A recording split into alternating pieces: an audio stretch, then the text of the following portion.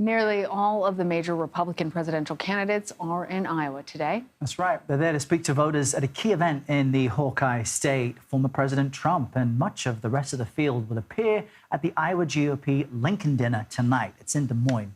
The Republican frontrunner will then travel to Pennsylvania for a rally tomorrow. CBS News Pittsburgh money and politics editor Jon Delano joins us now. So the former president lost Pennsylvania in the 2020 presidential election. Tell us how he's approaching winning over voters in the state now.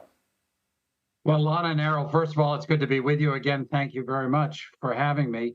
You know, Pennsylvania is such a battleground state, and there's certain key parts of the state that maybe are more of a battleground than others.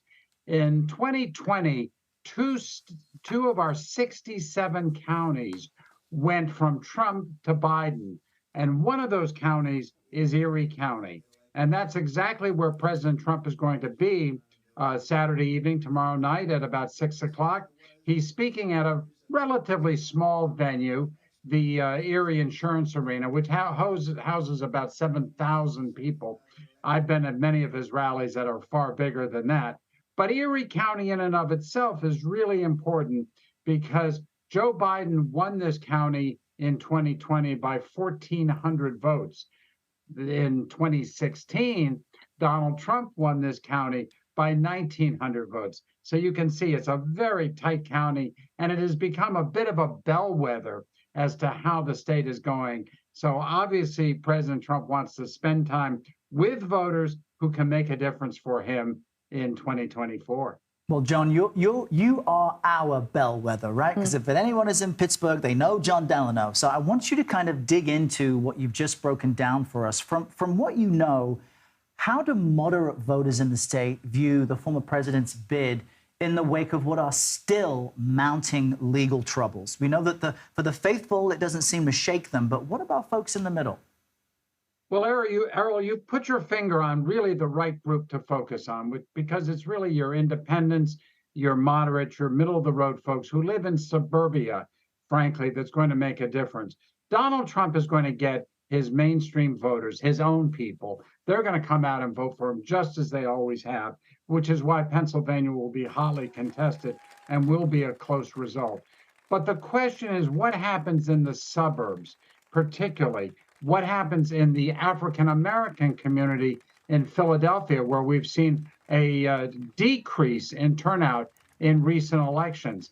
That both African-Americans and suburban, frankly, Republican women have to turn out and vote for Joe Biden in order for him to win the state again. I think it's quite conceivable this state votes for Donald Trump in 2024. I think there's so much that's undetermined at this point.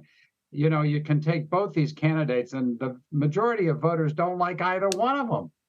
So it comes down to who do you like least? Yeah. And that's a heck of a way to pick a candidate for president of the United States. Especially this far out. You know, that's part of what's so interesting, because we do hear that sentiment from voters. Also, Jon, I just wanted to get your take, being a political watcher as you are. It's interesting that in a in a field that has as many candidates as the GOP field currently has, that the former president is already shifting his attention away from Iowa and New Hampshire in some cases to focus on Pennsylvania, which is such a key state in the general election as opposed to in the primaries. What do you make of the fact that he is going where he's going and focusing on Pennsylvania right now? Lana, that is very observant on your part, because that's exactly what this president is doing. Coming to a state like Pennsylvania that has no role in the primary season, because our primary still is in late April. It's a done deal by then. But you're absolutely right about the importance of November of 2024. You know, there are probably 10 states that you could say could go either way. And when you really narrow it down, there are 5 states that are going to make the difference as to which one of these two gentlemen is going to serve another term as president.